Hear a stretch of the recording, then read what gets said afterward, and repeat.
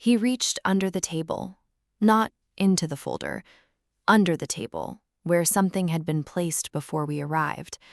He brought up a wooden box approximately the size of a large shoebox, dark with age, worn at the corners in the specific way of things that have been handled many times across many years. A brass clasp on the front, a small lock below it. He placed it on the table in front of me.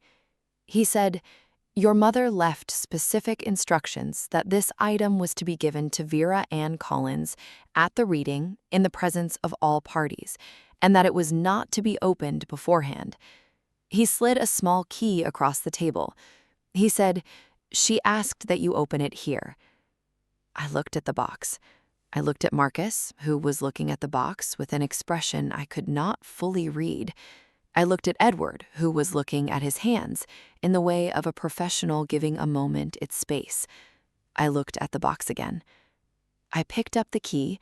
The lock opened on the first turn, the clasp released. I opened the lid. Inside the box were three things: a document, folded in a sealed envelope with my name on it in my mother's handwriting, a key on a plain ring, newer than the box, the kind of key that opens a door, and a handwritten note on a small piece of paper, the kind my mother used for shopping lists and phone messages, and the small practical communications of a woman who wrote things down rather than saying them aloud. The note said 4 words. I'm going to tell you what they were, because they are the center of this story, and I am not going to withhold them for drama, because they are not dramatic. They are the opposite of dramatic. They are the most quiet and complete thing my mother ever gave me. The note said, "I always saw you." I held the note for a moment, then I opened the document. The document was a deed. Not for the house on Clement Street, for a property I had not known existed. A 2-bedroom cottage on a lake 40 minutes outside the city, registered in my mother's name, purchased 18 years ago, maintained quietly and without any family discussion across 18 years of family gatherings, where the house on Clement Street was spoken about as the family property, the legacy, the thing that would eventually become Marcus's, because Marcus was there, and because Marcus needed it, and because Vera was fine. My mother had bought a property 18 years ago and had never told anyone. She had maintained it, paid the taxes on it, kept it in a condition I would discover later to be beautiful and carefully tended, and she had left it to me in a wooden box with a key and a note that said, "I always saw you." I sat at the estate table with the deed in my hands, and I thought about 31 years of being fine, of being the one who figured it out, of being the one who did not need anything arranged because she was already handling it. I thought about my mother's specific way of expressing things through action rather than words, and I understood, holding that deed, that this was the largest action she had ever taken on my behalf. 18 years of a property maintained in secret. 18 years of planning toward a moment she had known was coming, the moment when the house went to Marcus, the moment when Vera, who was always fine, was given the box. Marcus looked at the deed from across the table. He said, "Mom bought a property." I said, "Apparently."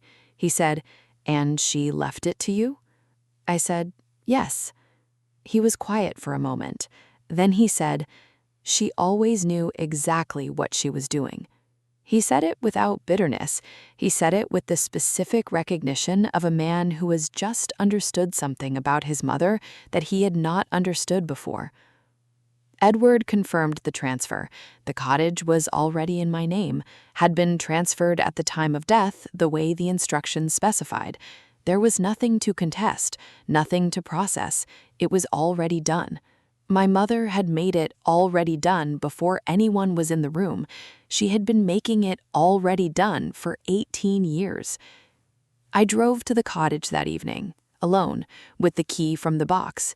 I unlocked the door, and I stood in the entrance, and I looked at a space that my mother had maintained for 18 years in secret, and that was mine, in the complete and unqualified sense of belonging to a person who had been seen by the woman who left it.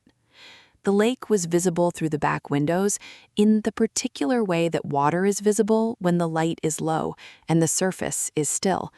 I stood at those windows for a long time.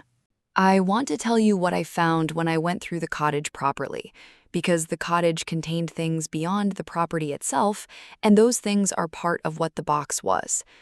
My mother had kept a room at the back of the cottage that she used when she visited, a small room with a bed and a writing desk and a window that looked toward the water. On the writing desk was a journal, not a diary exactly, a book of letters, letters she had written over the years, not all of them, but many of them, addressed to me. Some of them dated, some of them not, all of them in her handwriting, all of them saying the things she had not said out loud. I read them over 3 evenings. I will not share all of them because they belong to me and to her, and to the specific private relationship of a mother and daughter who expressed their love imperfectly across 31 years and found a way to make it complete.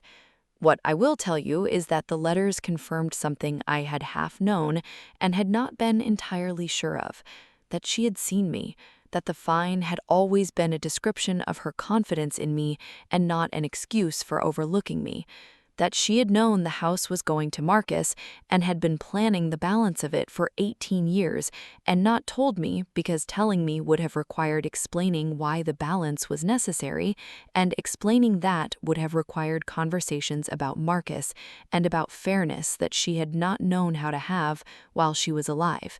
She had them after, in the letters, in the deed, in the cottage on a lake with 18 years of maintenance behind it. Marcus came to the cottage 2 weeks later. He asked if he could. I said yes. We sat on the back porch and looked at the water, and he said, "She never told me either." I said, "I know." He said, "She was protecting both of us in different ways." I said, "I think so." He said, "Vera, I did not know the house was unfair." I said, "I know." He said, "I am sorry anyway." I said, "I know you are." We have a different relationship now than we had before the reading. Not dramatically different, genuinely different in the specific way that relationships change when both people have new information about what was actually happening and are willing to let that information change how they understand each other. He visits the cottage occasionally. I am glad he does. My mother's note is framed. It hangs in the cottage in the room she used, above the writing desk where the journal was. 4 words: "I always saw you." I have thought about those words many times since the reading, about what it costs to see someone for 31 years and not say it directly, about what it costs the person being seen to go 31 years without hearing it directly, about the specific, complicated love of a woman who could not say the thing but found a way to say it permanently, in a deed and a key and a note and a cottage on a lake with 18 years of maintenance behind it. It was not the way I would have chosen. Given the choice, I would have had the conversation. I would have heard the words while she was here to say them. But she was not built for that conversation, and she was built for the 18 years of quiet provision, and I received what she was able to give, and what she was able to give, when the box opened, turned out to be more than I had understood was there. If you have a parent who has never quite said the thing directly, look for the other ways. They are there. They are always there. Sometimes they are in a box at an estate reading. Sometimes they are 18 years of a property maintained quietly for a moment your parent knew was coming. Sometimes they are the most complete expression of love available to a person who could not find the words. That is my story. Share it with someone who needs to hear it. Drop your city in the comments. Hit subscribe. I will see you in the next one. My name is Vera Collins, and I was 31 years old when I sat at an estate reading table and watched my brother inherit the house and received in its place a wooden box. I want to start with the reading because the reading is where the visible story begins, But I need you to understand something about the 31 years before it, because the box only means what it means in the context of those years. Without the years, the box is just a box. With the years, it is the most specific and complete thing my mother ever gave me, and it arrived in the exact form it needed to arrive in, at the exact moment it needed to arrive. My brother, Marcus, was 35 and had lived in my parents' house for 11 years, not as a temporary measure, as a permanent arrangement that had been normalized so gradually that by the time I was in my mid-20s, nobody in the family talked about it as temporary anymore.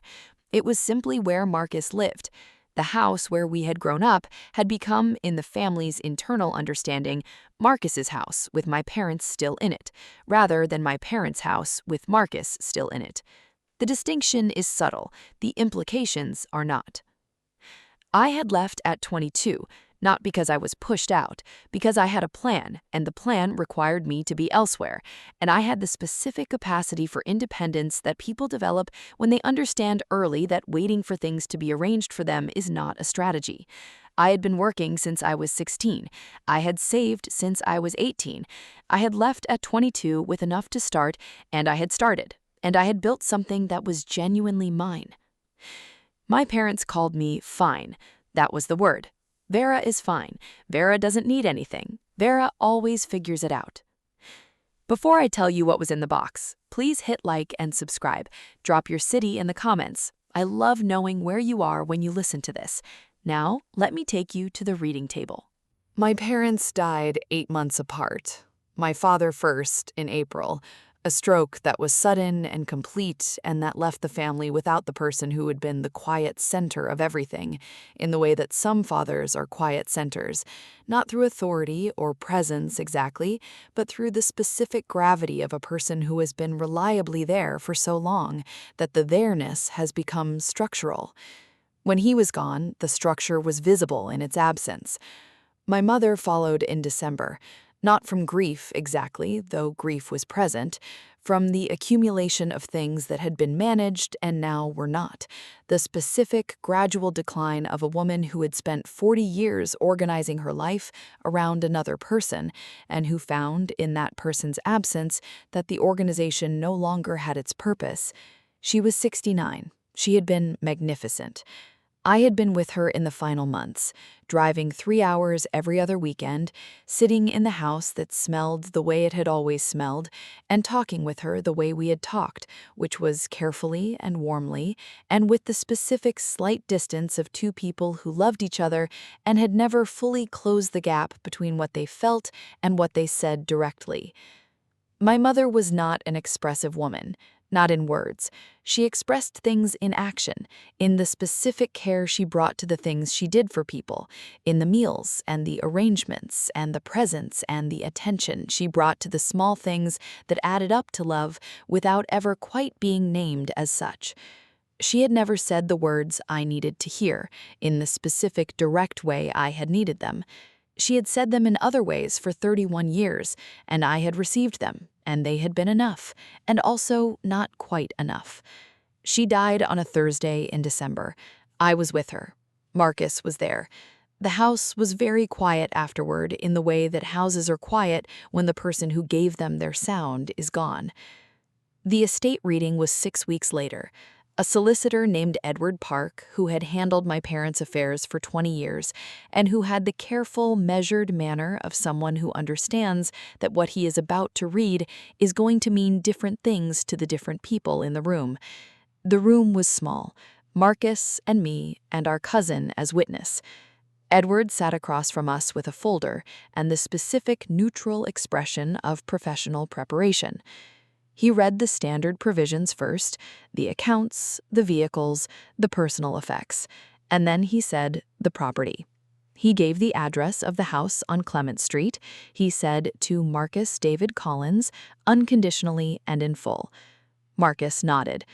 I looked at the table. I had known. I had known for years. And then Edward said, there is one more item.